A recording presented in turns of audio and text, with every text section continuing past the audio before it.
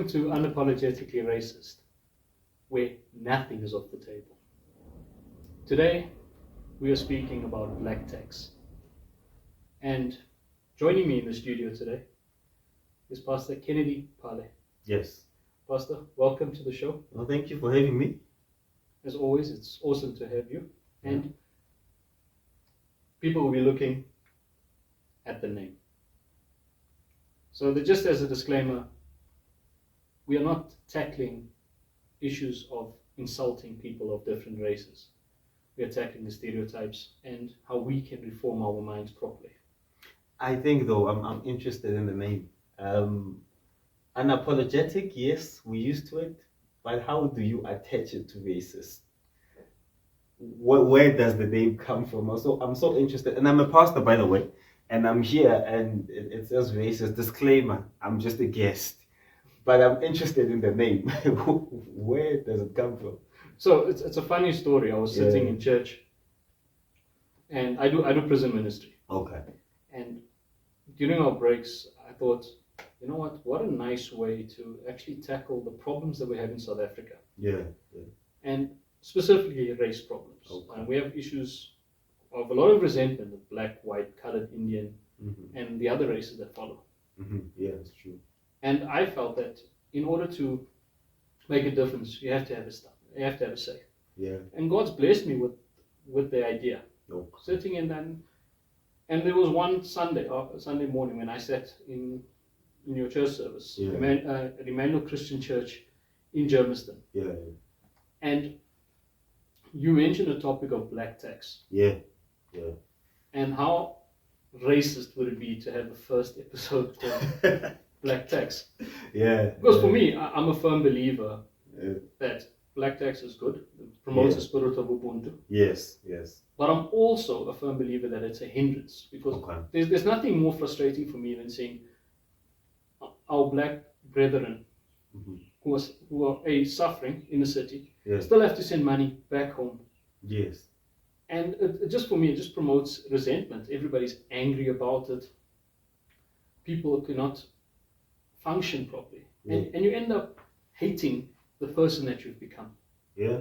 Now, I remember when you did the service, and you spoke in the book of Ruth. Yeah. And you spoke about black tax. Could you please tell us how Scripture works in with black tax? Well, when you bring in Scripture into it, Scripture does agree and to a degree.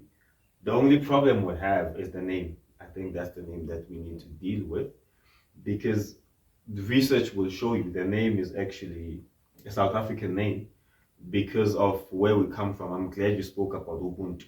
Ubuntu is something that is natural to us black people. So in the olden days, whenever your dad got a job or maybe the son got a job, we knew that it was a win not just for the family, but it was a win for the entire community. And it was normal to just send money back home. I mean, get inside a truck, I drive and I send money home. I get work maybe in Gauteng or I send money. It was normal. And as time went on now, apartheid ended, black people are starting to get jobs in number. Now it becomes something which is normal. Now the expectation is that doesn't mean you must not give us money. Money must still come home. And it grew resentment from, I should say, millennials particularly, who are not used to the system of sending money back home. For them, it's exploitation, that why would you expect me to do this? Why would you expect me to do this? To always give you money and all of those things. But when you take it from a scriptural perspective, it is an expectation that God has given to us to take care of our families. If you read properly in Timothy, there's a scripture there which I really love. Paul says to Timothy, anyone who cannot take care of his family is worse than an unbeliever. And he even includes relatives there. So which goes to show that in a case where the family can't help themselves, I, who's working and who's able, must be able to help. But now the problem also we need to bring in is the time we live in. The time of old and the time of now are not the same. Nowadays, I get a job, I must rent, I must buy a car. All those things are straining towards me. So now you find that I can't give you money at home, and now it brings that clash because parents are expecting it. I myself have put myself in debt. I'm paying a lot of things I can't help back home, and now it causes a lot of clash. But when you realize from the biblical perspective, and if we were also smart with our money, we would be able to help at home without denting our own pockets. We'll be able to also help at home without bringing fights and clashes with my money. And at home as well, the expectation when you read in Timothy, if my parents are working, I'm not entitled to also doing black tax. So another problem we have is both ways. We have parents who also expect as if it's a obligation. It's not an obligation. And that's why I was bringing that when I was talking about Ruth, because Ruth didn't have an obligation to take care of Naomi, the mother-in-law. But Ruth, in her own heart, decided, I am going to do it. And this is where I want us as young people to go, especially Christians, where we are able to take care of those who can't from our own pockets without losing much of what we have. Because the problem we complain about black tax is that we are not literate enough with finances. And now we get ourselves involved in a lot of things that our families are the last people that we help. And that is where everything goes wrong. And that's what I think we should also talk to as Christians. Financial literacy, budgeting, all those things, so that we can be able to help at home without feeling the strain within our pockets. And that's what I was just talking to, that we must make black tax normal. We must make it normal again. We must not make it as a taboo. It's not a taboo to help your family. Today it's a taboo, hence the name. Black tax. Black people just think it's a taboo to be helping at home, and it's not a taboo. Most of us, we were raised by money that your parent was working and they were just sending home. And here we are, we're groomed by that. And we can be helping out a lot if we also focus on doing such things.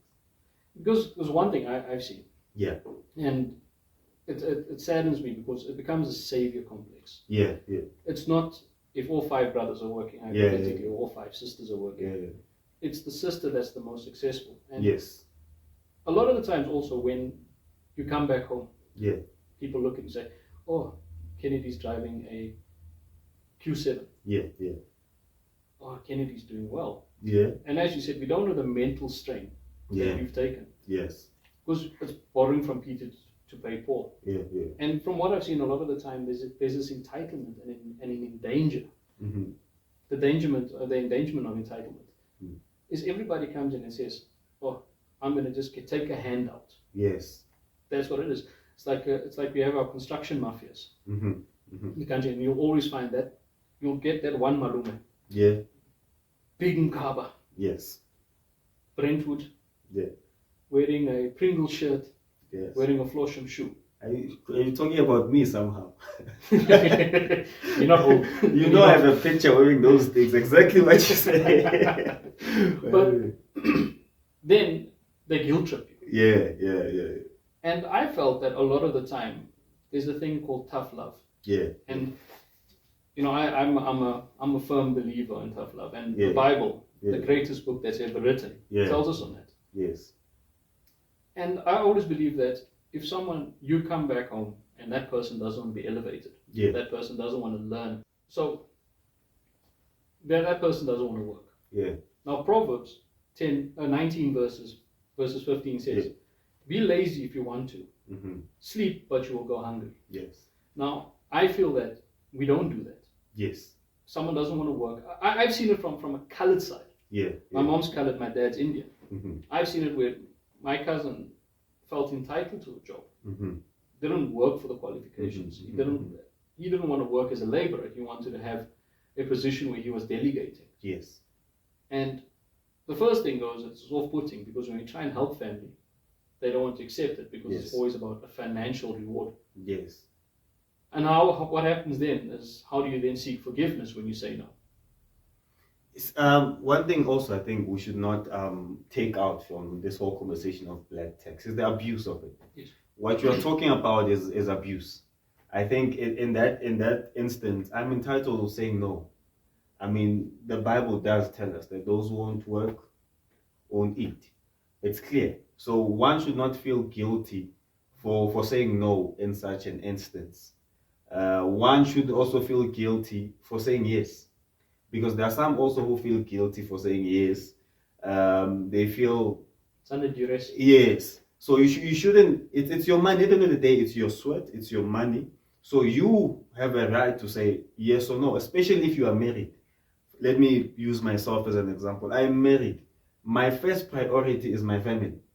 And if I say no because I'm prioritizing my wife, I don't feel any sense of guilt because I know that I should be taking care of my wife by all means.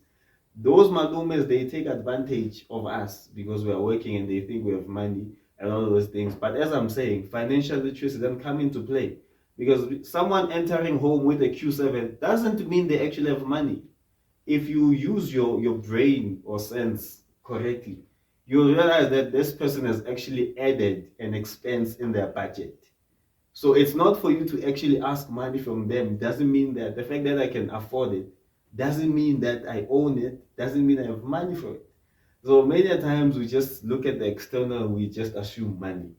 But that's where, as I'm saying, financial literacy will come into us black people because we're not people of privilege, as I said. And obviously the oppression. Yeah. Pre-94 was horrific. It was. Nobody ever should go through that. That's true. And I've always felt that. Do you think the government has done enough to promote financial literacy within our areas?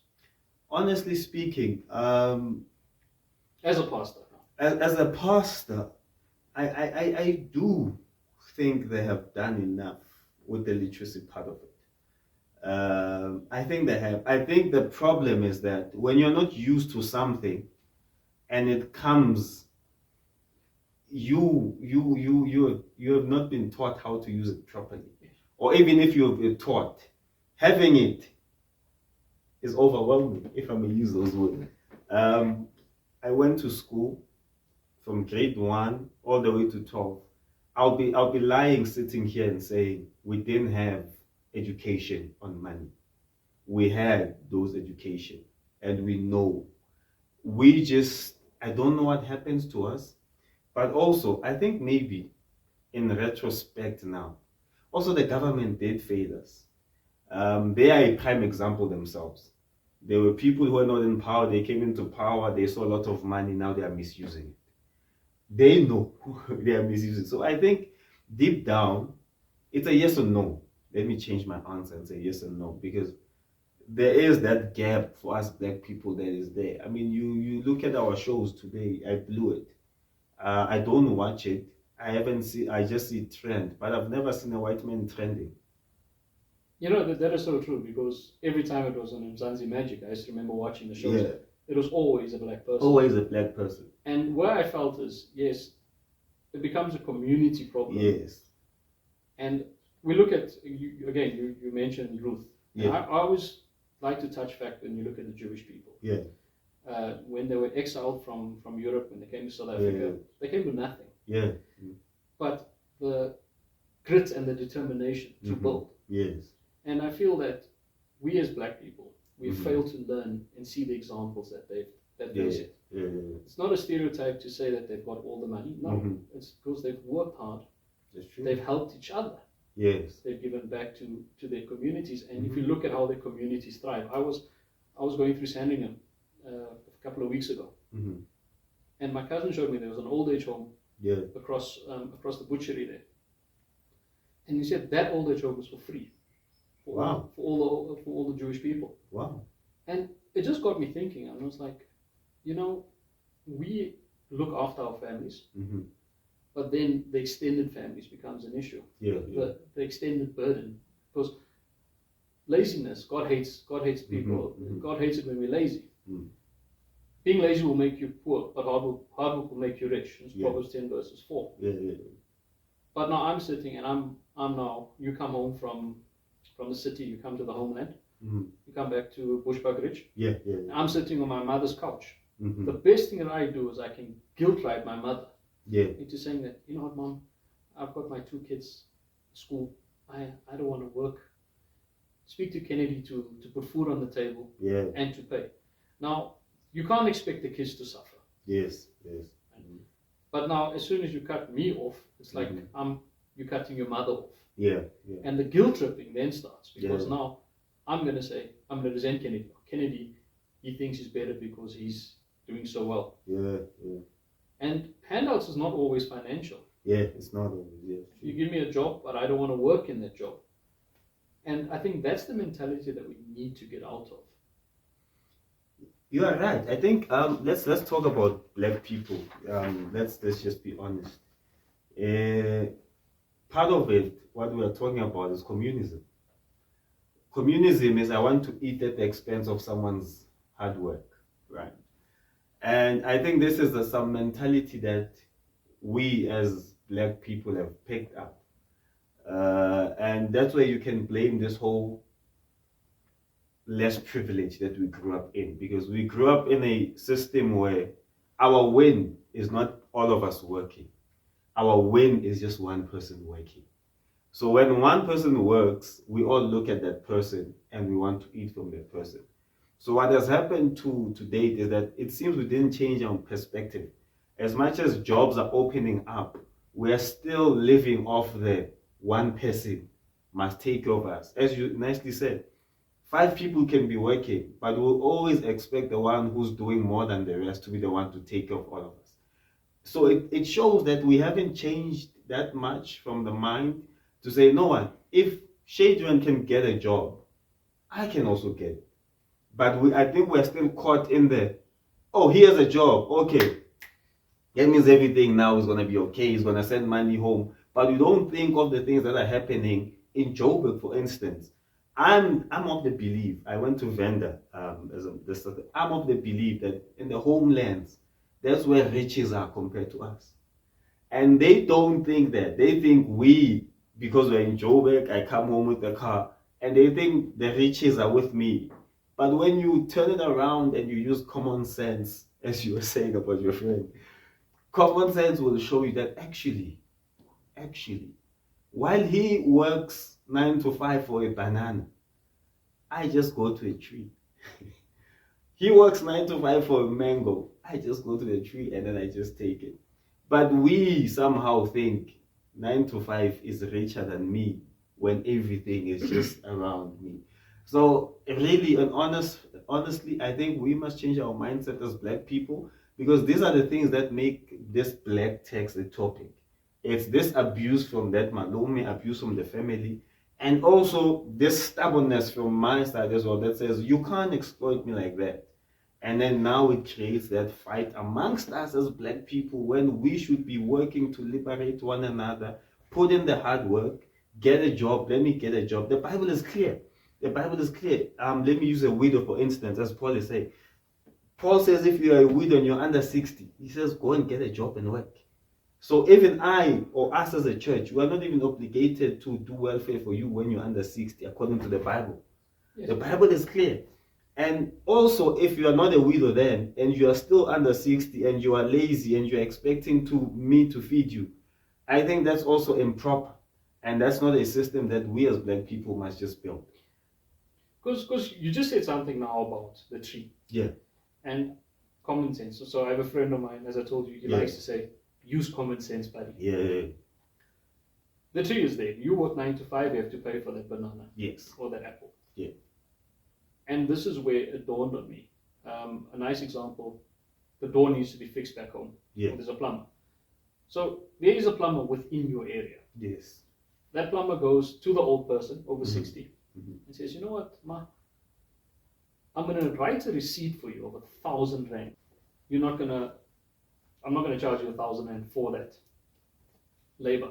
It's going to be free. Yeah.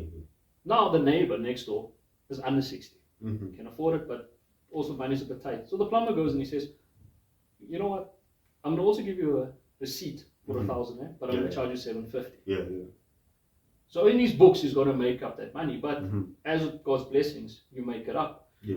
We don't do that. Yeah, we'll phone and it's like, hey, Kennedy, there's a problem with the geyser. There's a plumber in your area. Yeah. But what happens now? You have to go phone out, outsource. Yes. That guy is going to then come to this guy. Because it's generally going to be a white guy, a colored guy, or an Indian guy. Yeah. And we've got the black guy there that can do it. So it saves you It promotes his business. Yeah. Because now the spirit of Ubuntu is again, he's helping someone else. Yeah. Yeah. The fruit example. Mm-hmm. Why not just say, guys, you've got a mango tree, I've got an apple tree, he's got a banana tree. Mm-hmm. Kennedy, you back home. Mm. Let us sell these bananas back in the city. Yes. Vendor makes the best fruit. Yep. Yeah. They make the biggest fruit, they make the tastiest fruit, Yeah. and that fruit comes in abundance. And what Yeah. does God do? God blesses in abundance. Yes. So get that vehicle, Mm-hmm. take it to the city. You benefit because Mm-hmm. now you can put your markup up. Yes. They benefit because they're Yes. getting something from it. Yes. There comes a supermarket along and says, hey, Kennedy, where did you get this thing from? Yeah. Mm. Oh no, I got it from. I'm not going to tell you. You're not going to obviously say where you got it from. But Mm-hmm. I'm going to vendor this weekend. I'm going to go and source it. Yeah. Give me 1,000 rand. So you make 300 rand. Your brother makes 300 rand. Yeah. Your petrol will cost you 400 rand. Just hypothetically. But you're still making something. That's true. Yeah. And instead of us having one, and that's the problem I have with black taxes. Mm. It's become a monopoly. Yeah. Like we said earlier, it's one person Yeah. that must contribute to everybody. Yeah. That's the problem. When you actually look at it, if it's 10 people, why can't 10 people share in the wealth? Yeah. Which is what Jews do. Yes. Yeah. And that's what they do. Because now we've made the analogy with the plumber. Now you've got the farmer. Yeah. Yeah. Then tomorrow you've got the painter. Yeah. Then we've got the driver. Yes, true. Yes, it's important to go and get an education, but township economics, Mm-hmm. everybody's helped everybody. Yeah. Yeah. That circle is turned. That's And we bring more people into it. If you look at Bryanston or Sandton, look how Mhm. big are those houses. Why don't we have that in our black townships? Yeah, we don't. But when you go home, funny enough, you'll find such Yes, things. but I'm saying going to Tembisa, Yeah. right? I want to see nice roads in Tembisa. Mm. I want to see when you go to Tembisa Mall, yes, I want to see mega stores in there. Yeah.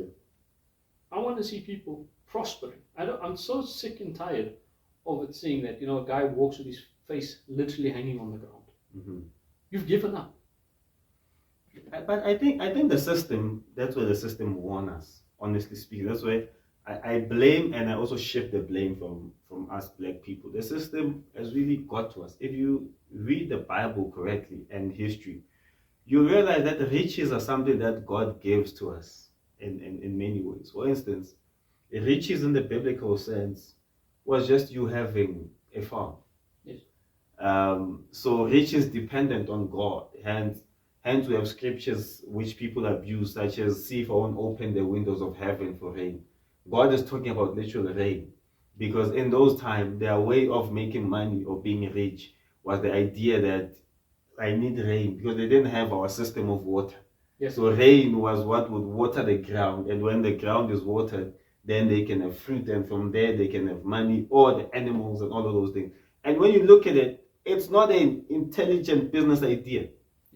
It's something that God has just given to you. God just gives you this seed, you plant it, it's a tree, it has apples, you sell the apples. Yes. There's nothing smart about it.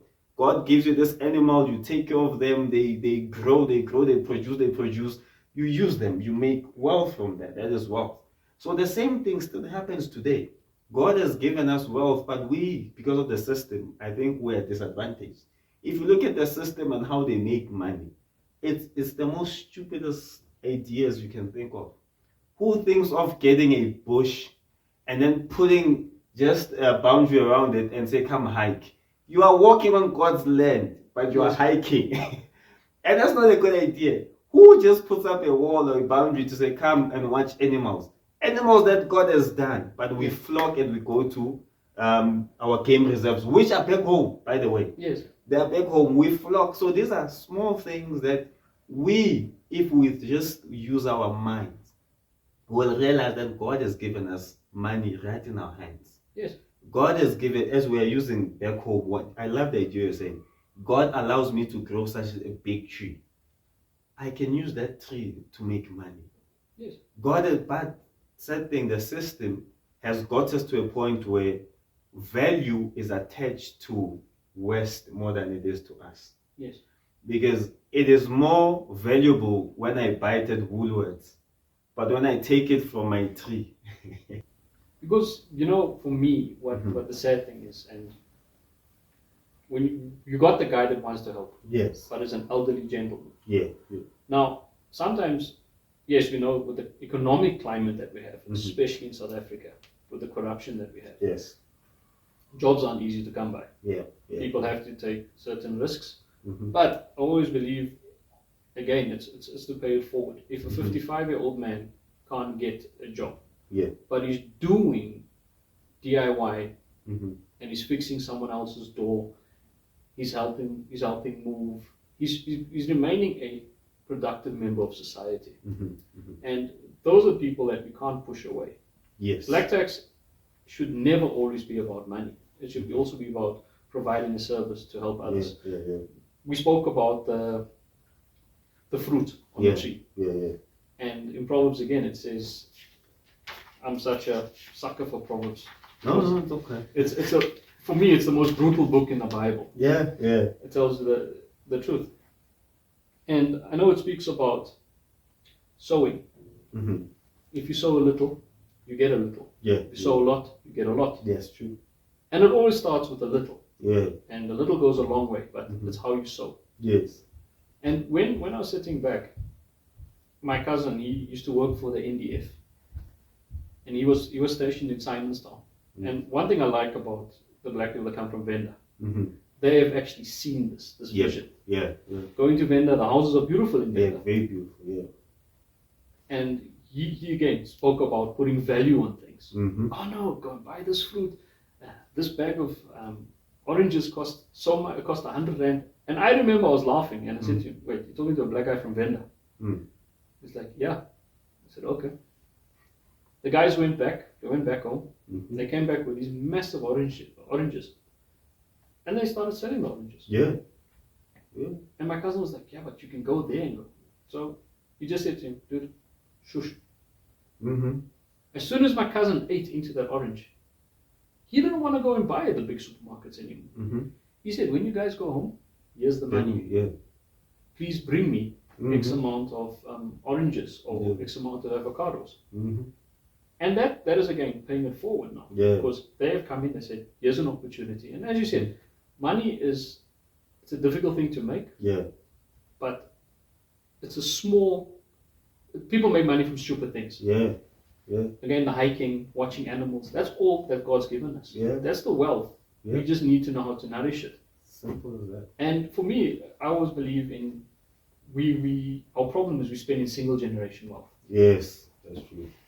And Proverbs 13:22, a good man leaves an inheritance to his grandchildren. Yeah. We need to start thinking of not our next of kin, but the next of next. Next, yeah. Like a nice example or question that I want to actually ask you is a stokvel. Yeah. Why do we only use stokvel for food? Mainly. I've seen it where the guys go and spend thousands of rands on meat. Yeah. Let's spend that money, Yeah. or let's take that money, invest the money in a property. Yes. Then the person who's got the best financial mind Mhm. can go forward and say, "You know what? Let us start our own production plant." Mhm. I would love to go into Tembisa, Mm. and I use Tembisa as a nice example. A lot of friends there. Or going through Diggertal, which is here in Germiston, and see a posh dealership Mhm. selling Porsches. I don't have to go to Bryanston. I want to go into Tembisa, see a BMW dealership, a Mercedes dealership. We can do this. Yeah. I think at the end of the day, it's a lot of resentment from what happened pre-94. Mhm. People haven't moved on from the past. Yes. And this is why also it chases away foreign investment. Mhm. And if we start working together, yes, we don't need to go and wear Gucci. Yeah. We don't need to wear the best Adidas or Nike t-shirts. Mhm. We had a nice fashion brand, Loction Culture. Yeah. Yeah. Loction Culture was in almost every shop. Black owned, South African owned. What happened to it? Cool. Right? And I'm sure, I won't necessarily know what happened to Loction Culture in a nutshell. Mhm. But now you can't go into Edgar's and get a Loction Culture. No, you can't. No, you can't.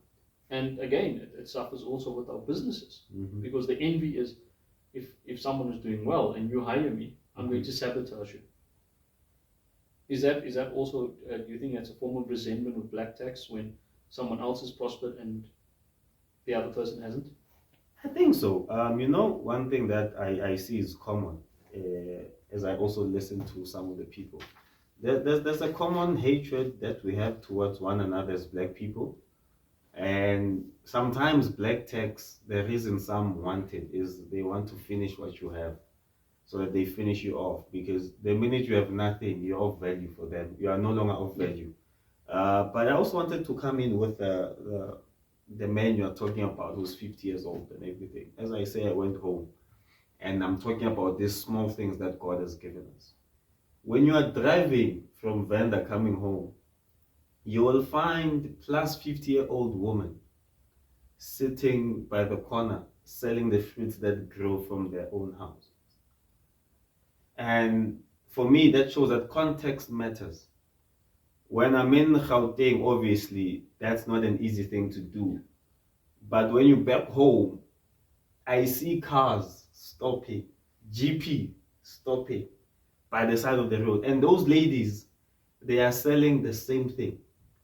6 shops, or rather, small key shops, 6 of them, selling the same thing, and those ladies are not fighting each other. No one is saying, why did you come here with a banana? Why did you come here? They are selling the same thing. And cars are stopping whoever they want to stop. The only thing that they do to show it is competition at the end of the day. Whenever a car stops, all of them will just want to attend to you quickly. But that's what I'm saying when I'm saying, if we can just stop for a moment and see the wealth that God has given to us in our hands, we'll realize that we can grow our families and grow ourselves. When I see those women doing that, you can see that there's still hope. The only thing that we are suffering from is we want the next big idea. Because we look at your Elon Musk, we look at your Jeff Bezos who want to fly and go to Mars, and we think that's where wealth is. But wealth, if we go about it from the biblical perspective, wealth is in our hands. We just need to know how to use it. And when we use it properly, it can even minimize the whole thing of black tax. Because the whole thing for me must start in the family. If the family is well established, I can create wealth for the next generation. The next generation, the next generation. We are growing in wealth. No one is looking at just an individual to grow their entire family. So this also goes to show that we as black people are broken when it comes to the family construct. Because if we can build the family and grow ourselves as a family, we can grow far better than we think. But now we have a problem of families that are black tax, expecting children to always give us money, and we're not working while we've got the work in our hands. Yes, when we come this side, then it's a different case altogether, because now you are a 50-year-old, you go for interview, sometimes they tell you you're overexperienced. You go for interview, they tell you we want from to 35, you are now old. Now that is a different case altogether that we also need to look into. But to some instance, to reset sometimes and go home is not evil. If you do have a home, some don't have a home, yes. Again, that's where community plays a role. If we as black people can also grow, and I know there's a father there whose hands still good, a plumber, and they can still do their job. And here I am, I've grown up. Why can't I hire that guy? Why can't I just say, no, I want to uplift you. Your hands are good. Come, let's work. Why can't we also as black people be the people to give? Why can't we as a church be the people to be like, no one, we have someone who's suffering in the church and they're not getting a job. Let's sit together. You see, when we are together, it's easier to come up with something constructive than when every time we speak individual, we're not going to win with this topic. I can tell you that much. Yes.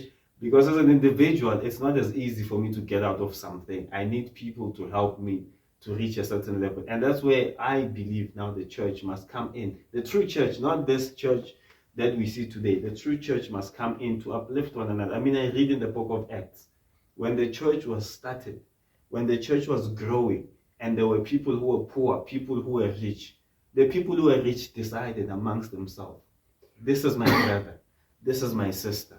I'm going to sell my property to ensure that I enrich this one. So that the church is enriched. And the Bible says the church was in one accord. No one owns whatever belongs to them. And the church grew like that. Where is the church doing that today? Because as a church, it seems we are content when we have different socio-economic classes in the one church. Yeah. And that's where we must start. Church also is a family, by the way. This is where we must start fixing our things. So for me, if we can work on the family, if we can work on the church, all these things we can deal with. I mean, it shows that we are not financial literate, as I said. South Africa itself, Africa as a whole, yeah. We are feeding Europe. And we are looking at Europe and say, Europe is rich. Europe is looking at us. They are saying, we are rich. So you see that this thing called the rich as well, it depends on what lens you see it from, because they wouldn't be coming to us to take our minerals, yes. to enrich themselves, and then take that, they took 100% of a mineral, and they will sell you just 10% of that mineral at a high price, and we look at them and we beg them. You see, there's a lot of growing that we need to do as black people when it comes to value first. What is value? Is value what the world tells us is, or can we actually find something stupid and attach value to it? As I said, the people who are smart, they attach value to just a land and just putting a boundary around it and saying hike. That thing is valuable for you.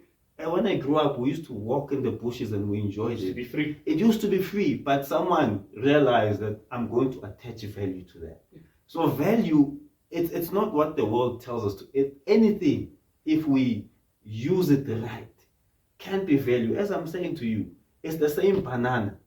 Same banana, but because it is sold by Woolworths, it now has value. When it is from vendor, it doesn't have value. That can't be correct. What is the difference? Yeah, and when you touched on Europe, looking at us as being wealthy, and again the banana, the apple terminology, the working 9 to 5. Yeah, I think a lot of the time we become slaves to black tax. Yeah. And in the book of Romans always says the changing of the mindset. Yeah. Paul is very, very specific about that. Yeah. And do you think that once people start closing off their hearts to laziness and to lazy individuals, and unfortunately we know where poverty comes kind. Yes. We cannot deny that's been an issue with the old regime and with the new regime. Can I disagree with you on that one? I really need to disagree with you. I've been listening to many podcasts, and there was a guy, okay, let me not mention it, but they said what you said. They said poverty leads to crime. Yes. And so much as there's truth in that, I honestly disagree. The heart of a person is just evil by nature. It's not poverty, it's just that our hearts are evil. I look at someone like, okay, let me use our government generally. Yes. Now we have a case of someone who has all these tenders. If poverty really led to crime, why would I still continue in crime having a tender of more than 20 million? Okay, that makes sense. Because from it shows that the heart is just evil. We use poverty, yes. Even biblically, there is a point where Paul says in Ephesians, let the one who used to steal no more and work with his hands. Yes, I don't disagree that in a time where it's easier for me to go to crime when poverty is there. But let's not discard the fact that there's a heart issue that we have in this world, that it's not just poverty.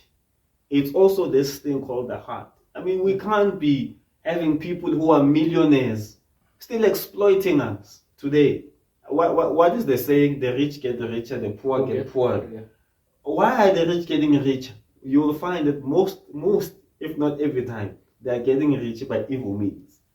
So greed is there. Let's not just use poverty alone as a chance for me to do mischief.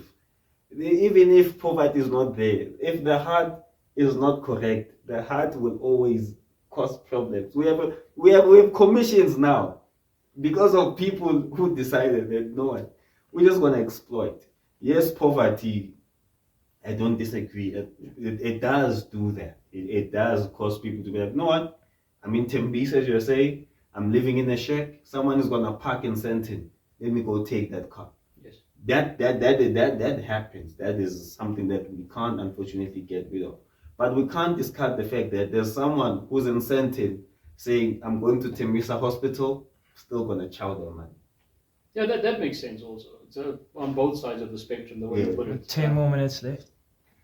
And when I was sitting back and I was thinking about what you just said now, Yeah.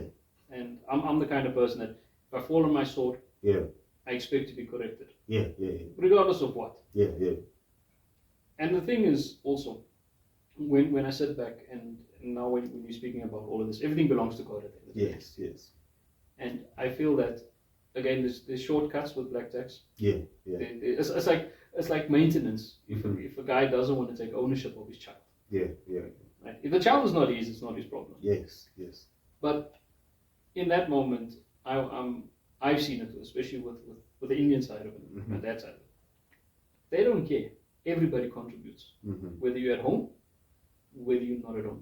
The Muslim communities, for one, they always like to build onto the houses. Mhm. Everybody stays together, the money stays there, and that's how they're successful. When we look at our people, we want to move out because we are tired of that environment. Instead of and the biggest issue that I have is when a guy starts a business Yeah. in the townships.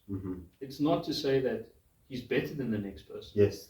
It's his way of paying it forward. A guy's going to go and study, he's got an MBA, Yeah. and he says, you know what, let me open up a tire store. Let me take 10 black kids, each give them 3,000 rand a month. Yeah. If there's 3 people in one family that's working for the tire store, it's 9,000 rand. That can go for bread, milk, everything. That man is paying his way forward. Yeah. He's opened up the business. Yeah. But where does it come in, that pride? And I believe that's what it is. Where those kids then don't want to work for that person because they think that he's better than them. Yes. Yeah. And I'm a firm believer that it's in Thessalonians where it says, if you're lazy and you're hungry, do not eat. Yeah. Do you think that we need to start showing more tough love when it comes to black tax? I believe so. I really believe so. I think we are the people who need to change the generation. As I said, it all starts with the family. Yeah. If we can get it right with our kids, I think it's gonna make life easier going forward. This whole thing of black text, as we are saying, based on what you're also saying, I think for me the conclusion then, it's not a black text issue. It goes back to what I said. It's a heart issue. Yes. We have a heart issue wherever you go. Yes. Because that Malume who wants to take from me, it's a heart issue. Yes. That young person who does not want to help back home when they're in need, it's a heart issue. Yeah. So we really have a heart issue, which I don't know why it's predominantly in the black, because now you're bringing the Indian people and it seems there's a difference. You look at the white people, allegedly there's a difference. You look at every race, it seems they may have gotten it right as opposed to us. And yes, we can therefore blame apartheid again and say it is the system that got us where we are. We could be correct, we could not be, I don't know, I don't have the stats. But, excuse me, but when you look at all of those things, you see that actually we are suffering from a heart issue. We are a broken people and we need healing. It's not that we don't know what to do, we're just broken. I mean, you see someone who, when they get money, they feel like they need to catch up. Yeah. And when you're catching up, you are losing out on what you could be doing with your money. So we do have a heart issue. When someone has money, the others who are feeling like they're behind, they want to disturb you and you moving forward. We have a heart issue. Do you not think that is remember, we each run our own race? Yeah. And do you not think that is where it comes from? Because I look at it again, as a child, and I don't know if it's happened to you, but when parents compare, yes, right? Yeah. Oh, why can't you be like your cousin? Yeah. Why can't you be like this? Yeah, and the resentment yes, that it builds up. yes, Because now, when it comes back, you'll see that 10 or 15 years later, the same person that was ostracized, yes, you're helping that cousin. yes, nobody looks at that. Mm-hmm. And when you shying away from it, Mm-hmm. it becomes a mental block. Yeah, it does. I believe it affects marriages. Mm-hmm. Yeah. It affects our children because one thing is we fail to learn from the mistakes of others, Yeah. and it's become a repetitive pattern. It has.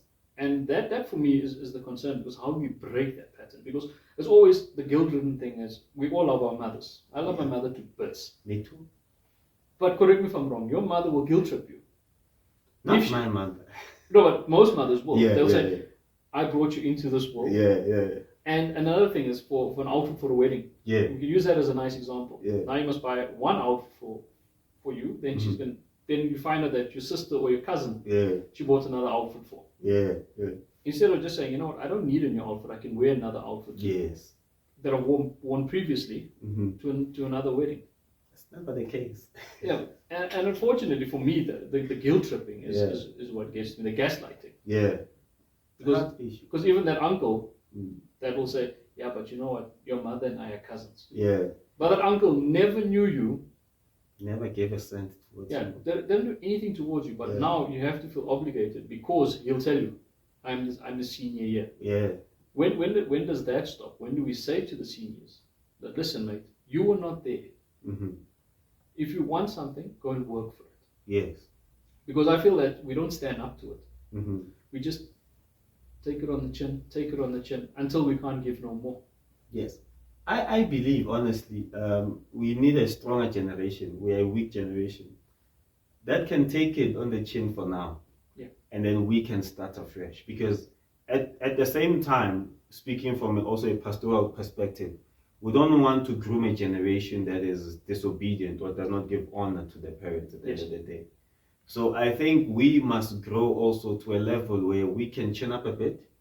And if you have a relationship with your parents, it's the best place also to stop that kind. To say your brother is exploiting me and only you can save me in this case.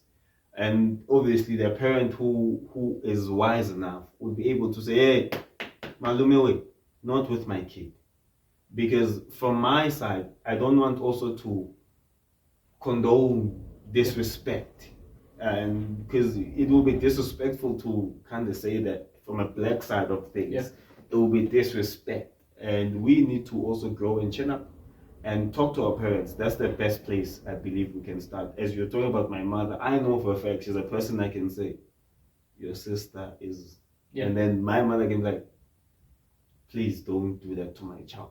Yes. And that's the best place to work around it. But in the case of us fighting back, I don't think to grow a community that is fruitful and that has love and unity, I don't think we should fight back in that way, but use if our parents are not there, I think then that's where you'll find a better way of fighting back. Maybe you'll disappear from going home and stay in your lane and continue with life. Maybe that's something you can do.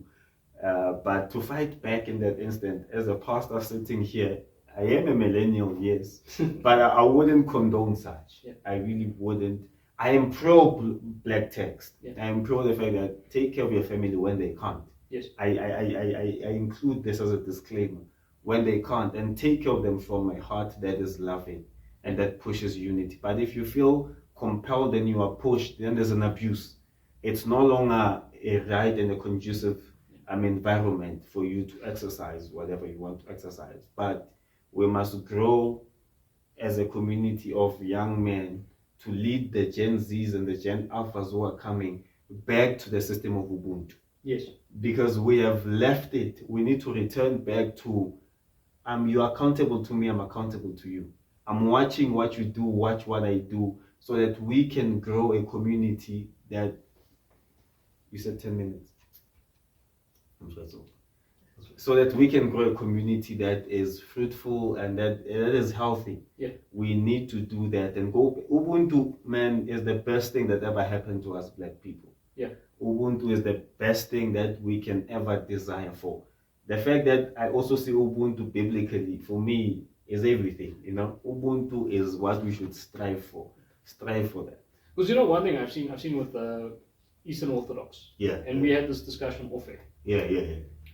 where they do everything by the book, biblically, Yes. letter to the law, Yes. but it's interpreted as such. Yes. And again, we as Christians, we misinterpret a lot of things, Yeah, sometimes yeah. for our own gain. Yeah, yeah.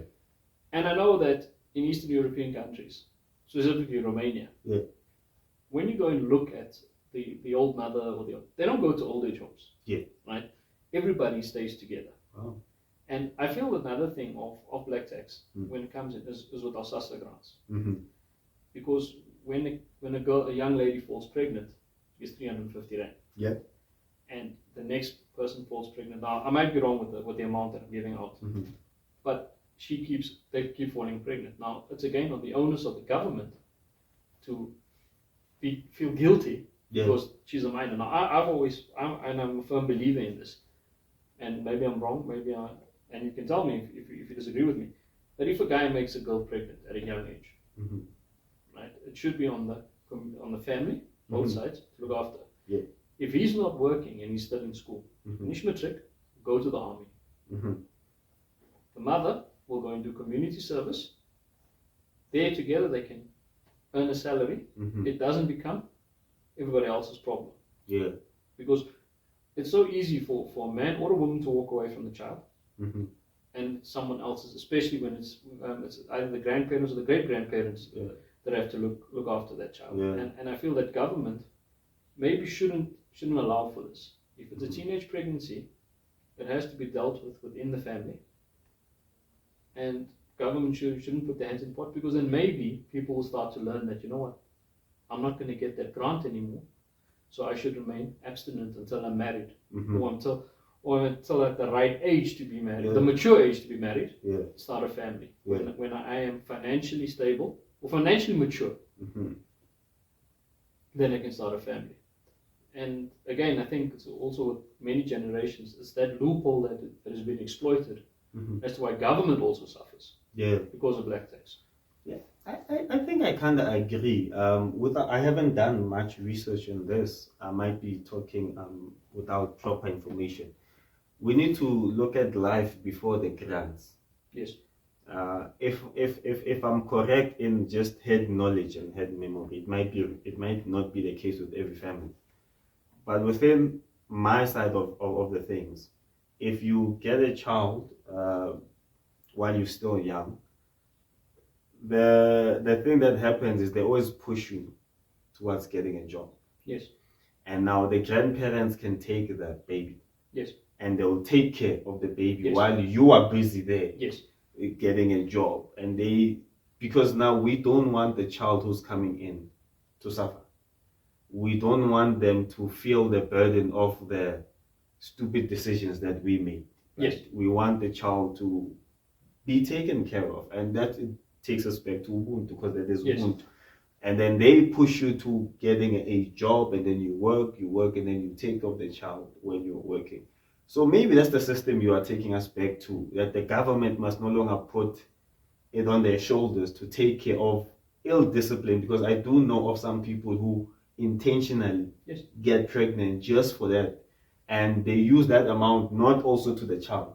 Yes. They use it themselves and they send the child back home or Yes. far. So I think maybe you are right. You are right. But at the same time, I can't expect from the government To document every single case. yes, and from the government to do good. Honestly speaking, I know we are live on YouTube or wherever, right? I can't expect from the government to do sensible things. Yes. Because the way I'm seeing them, they are just not into sensible things. And already they came into the house, they are telling me as a parent, I shouldn't raise my child with an iron fist or tough love. I should tell my child to go to the corner and think about his decisions. When my Bible tells me you spare the rod, you spoil the child. Yes. You see, already they are coming in. I can't expect them to think that far. Also, we must understand that they also want the votes. Yes. So some of the decisions that they do, it's not sensible. It's how many people can we get on our side. Yeah, it becomes a thing of greed. Yes, if we do this, people love it. So let's do it for them so that they can continue to vote for us. Unfortunately, this is the time we are living in. Majority counts. Because I think, again, in order for us, and before we finish off, Yeah. for me, the main thing and the focal thing about black tax is it has to be implemented. Yes. I'm a firm believer in it. But it needs to be implemented in a realistic way. Yes, that's true. I can't come with a cake and be the only one eating of that cake. Yeah, that's great. Yeah. Right. But I also can't come with that cake, expect everybody else to eat of that cake, Yes. and then I don't have anything to eat. Yes. And again, if it's someone that's hustling in their business, back home, again, we made allusion to the fruit, to the fruit that falls off the tree. And I buy my brother a bakkie. Yeah. And he uses that bakkie. And I say, okay, how much do you need? Another 50K. You know what? Here's 200,000. He's bought 4 bakkies. He's made a job. The community has thrived. Yes. Where's my return on investment? Doesn't necessarily mean I need to get back that 200,000. That 200,000 return on investment is now I've empowered other people. That's true. And if we as people of color we can defeat apartheid. Yes. Right. We can defeat pre-94. We can live together in harmony. Yes. We do that in the cities. It should be the same within our black townships. Yes. It should be the same back home, in the homelands. There shouldn't be any prejudice towards anybody. Yeah. But again, I think that we need to be financially literate. Mm-hmm. And if there's any financial institutions out there that would like to go into schools and teach kids about financial literacy, yes, you can hook me up with my link in the description, and we can speak from there. Because I'm passionate and I want to see not just my people prosper. I'm tired of seeing companies where the father has passed it on to the son. Look at Ford. Ford has passed it on. It's multiple generations of families. We need to start seeing that with our black companies. Yes, we do. Whether it's a plumbing company, whether it's a fruit and veg company. We've got a boxer stores. We've got a ShopRite. We need to make sure that the next generation has that wealth. It's possible. And anything is possible. But this is Philippians 4 verse 13. I can do all things through which Christ has strengthened me to do. It's possible. I think as we are closing, as you said, it's possible. I'm coming into that. We see an example with Orlando Pirates and Kaizer Chiefs. Let me use those 2 teams and not use the other one. That's racist. I know. I'm not a fan of yellow people. Guys, it's because I'm a yellow bone. Yeah. So if you look at what Kaizer and Khoza have built, such things minimize black tax. Yes. Because Bobby can't be saying to Kaizer Jr. Jessica can't be saying to Kaizer Jr. Why? Because when the family is established in that way, we're not looking at a single person to bring the cake. So that's what we must do. That's what I'm saying, we millennials, we some of us, we don't even know what apartheid is, even though we're born just before it ended. We don't know it. So we can't be using apartheid as an excuse. We can't be using apartheid as an excuse to say we're not even financial literate or whatever. You go onto many YouTube channels today, it is easy to access these things. I mean, I do one channel, I'm just going to shout out, I'm going to help her because she's from Bushback Ridge. I do watch Nicolette Mashile, for instance. Someone who gives you financial education at just a button. You don't have to apply, you just watch and then so we don't have an excuse. This is for us young people to wake up and understand that proper wealth is not a business for today, but a business for the future. So we must understand that whatever I'm doing now must affect my great-grandchildren, not just my children. And if we can start there, we won't even have to worry about black tax. We don't, because when all of us are established, then black tax is dealt away with. Is that the countdown? Yeah. We've passed an hour, so you guys can wrap it up. Pastor Kennedy? Yeah. Thank you very much for coming on the show. welcome. Thank you for mentioning Jeanette Mashale. Nicolette. Sorry, Nicolette Mashale. Yeah. I worked with the Jeanette Mashale. So Nicolette Mashale, that does the financial planning. And thank you to the viewers for joining us on our first show. Please make sure to like and subscribe, and there will be many, many more topics coming through. Thank you, and God bless.